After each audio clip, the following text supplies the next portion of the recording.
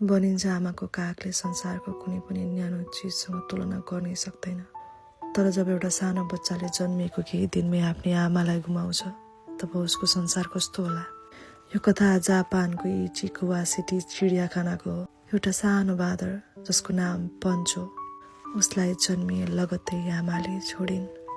एक्लोपन र डरले छटपटाइरहेको पञ्चलाई सहारा दिन त्यहाँका कर्मचारीहरूले एउटा ठुलो ओराङटुनाको टेडी बियर उपहार दिए।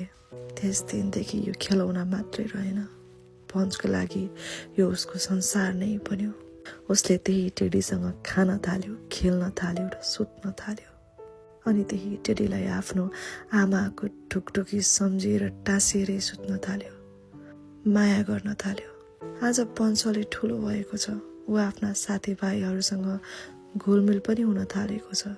तर आज पनि जब उसलाई अलिकति डर लाग्छ वा असुरक्षित महसुस गर्छ, ऊ दौडिएर त्यही टेडीलाई अँगालो हाल्न पुग्छ।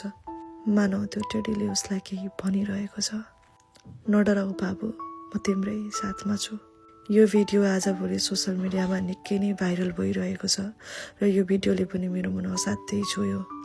जब जब पञ्च डराउँछ उसले कसैलाई खोज्दैन, केवल आफ्नो त्यही पुरानो साथीलाई अँगालो हाल्छ। सायद उसले त्यो